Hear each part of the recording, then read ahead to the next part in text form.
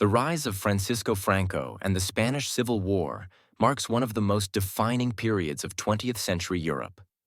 Franco, a career military general, emerged from the chaos of the war to seize absolute power and build a dictatorship that lasted for 36 years.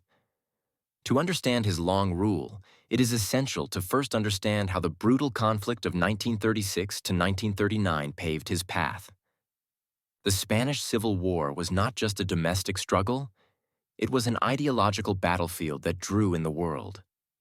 On one side stood the Republicans, defending Spain's elected government with support from leftists, socialists, and communists. On the other side were the Nationalists, led by Franco, who promised order, tradition, and authority. Foreign powers turned Spain into a proxy war. Nazi Germany and Fascist Italy funneled weapons and aircraft to Franco's side, while the Soviet Union backed the Republicans. Two events from this war reveal its intensity and its wider meaning.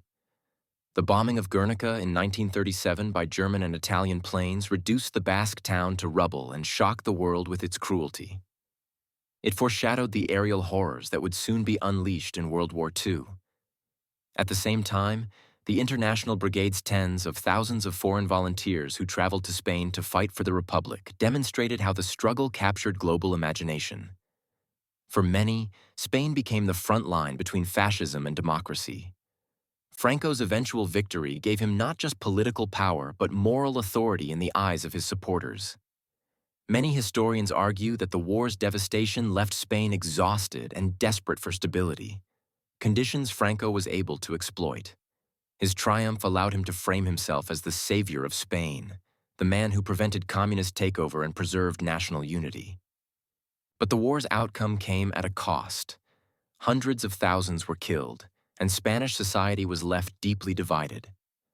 Franco's regime institutionalized repression executions, imprisonment, censorship, ensuring the silence of those who had fought on the other side.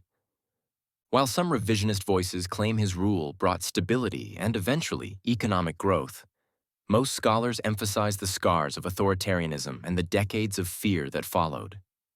The Spanish Civil War was more than Franco's battlefield. It was the crucible that forged his dictatorship. Without the war's destruction, he would not have been able to claim power so absolutely.